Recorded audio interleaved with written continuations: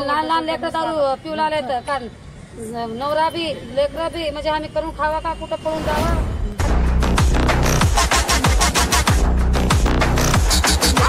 लेकराला इथं टाकावा पोलीस ठाणा पुढे।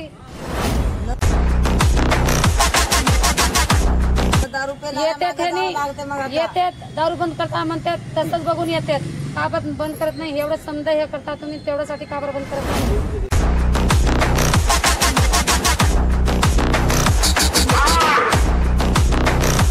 छोटी भी आहे बाटली भी आहे समजा भी आहे बाहेरून आमच्या लेकरावाला पोरी कोण देत नाही ते आतापासून दारू पेले आवा ना ते पोरी करून बी आणलं तर राहत नाही ते त्यांच्याजवळ।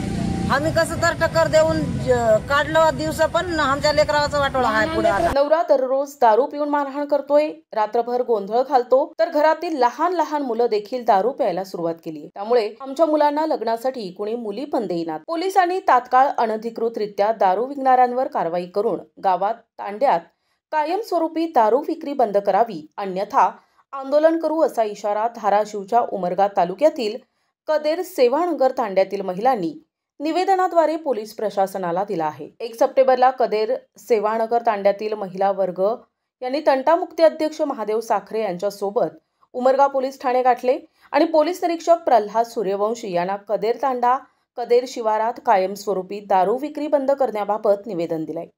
यापूर्वीही दारूबंदीबाबत निवेदन दिले होते, पण 2च दिवस दारूबंदी झाली, प्रत्यक्षात सर्व प्रकारच्या दारू विक्री सर्रास होत आहेत असा आरोप या निवेदनात करण्यात आलाय।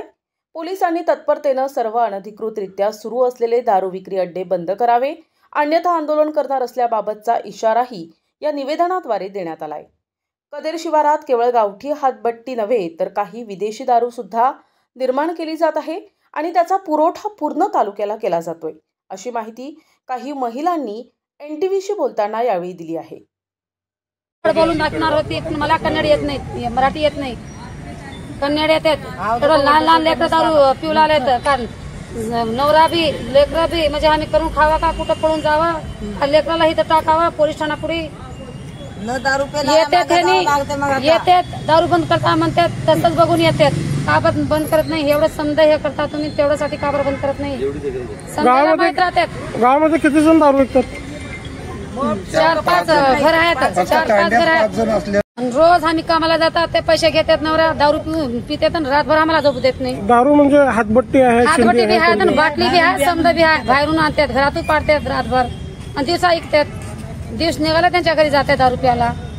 आम्हाला कोणी देत नाही तर असल्याला सुना बी पळून चालले तर एवढं दारू पशी कसं खावा म्हणून काय म्हणलं।